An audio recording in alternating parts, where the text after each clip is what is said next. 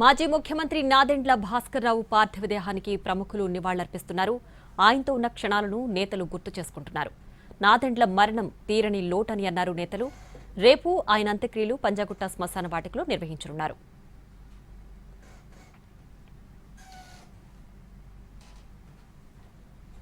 నాదెండ్ల భాస్కర్రావు మృతి పట్ల AP CM Chandrababu, Telangana CM Revanth Reddy సంతాపం తెలిపారు.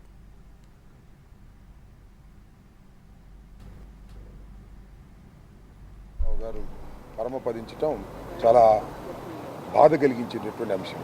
కురువృద్ధ రాజకీయ నాయకుల్లో ఆయన ఒకడు. ఆయనతో చాలా వ్యక్తిగతమైనటువంటి పరిచయం కలిగిన వ్యక్తుల్లో నేను ఒకడిని.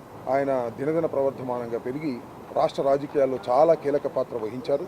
కొంతకాలం నుంచి రాజకీయాలకు దూరంగా ఉంటూ మీడియాలో అప్పుడప్పుడు మాట్లాడుతూ ఉన్నటువంటి వ్యక్తి నాదెండ్ల భాస్కర్రావు గారు. 90 సంవత్సరాలు ఆయన పూర్తి చేసుకొని దురదృష్టవశాత్తు ఆయన మరణించడం చాలా బాధాకరమైన విషయంగా భావిస్తున్నాను. వారి ఆత్మకు శాంతించాలని వారి కుటుంబ సభ్యులకు ప్రగాఢ సానుభూతిని ఈ సందర్భంగా వ్యక్తం చేస్తున్నాను. ఆంధ్రప్రదేశ్ రాజకీయాల్లో మాజీ ముఖ్యమంత్రి వర్యులు నాదెండ్ల భాస్కర్రావు గారి యొక్క పాత్ర ఒక కీలకమైనటువంటి పాత్ర. వారి అకాల మరణం సరే వారి సంపూర్ణ జీవితాన్ని గడిపిందని మేము భావిస్తాము. 90 సంవత్సరాలు వారు జీవించడం, వారు కొంతకాలం పాటే పార్లమెంట్ సభ్యులుగా ఉన్నటువంటి సందర్భంలో, మేము పార్లమెంట్ సభ్యులుగా ఉన్నటువంటి సందర్భంలో వారు చాలాసార్లు పార్లమెంట్ సెంట్రల్ హాల్లో కలిసేది, మాట్లాడేది, రాజకీయాల గురించి చర్చించేది. వారికి అపూర్వమైనటువంటి అవగాహన వారి సొత్తు.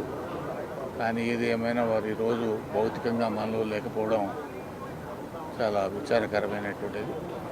ఆ భగవంతుడు వారి ఆత్మకు శాంతిని కలగజేయాలని, అదేవిధంగా వారి కుటుంబ సభ్యులకు ధైర్యాన్ని, మనోధైర్యాన్ని అందించాలని చెప్పి ప్రార్థిస్తూ సెలవు.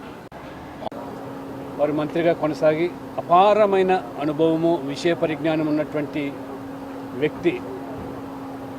మరి ఉమ్మడి ఆంధ్రప్రదేశ్కు రాష్ట్రానికి ముఖ్యమంత్రిగా కొనసాగి వారు భారతీయ జనతా పార్టీలో చేరిన తర్వాత అనేక రకాలుగా వారు సలహాలు, వారి అనుభవాన్ని పార్టీ ఎదుగుదల కోసం ఎప్పుడు కూడా వారు వివరిస్తూ ఉండేవారు. వారు గొప్ప రాజనీతిజ్ఞుడు.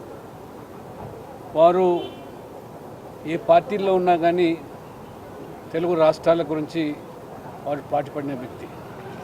ఇవాళ వారి సుపుత్రుడు మరి నాదెండ్ల మనోహర్ గారు ఆంధ్రప్రదేశ్ రాష్ట్రంలో మంత్రిగా కొనసాగడం, కూటమి ప్రభుత్వంలో నిజంగా వారు భాస్కర్రావు గారి తప్పకుండా లేనటువంటి లోటు తెలుగు రాష్ట్రాల్లో స్పష్టంగా కనబడుతుంది.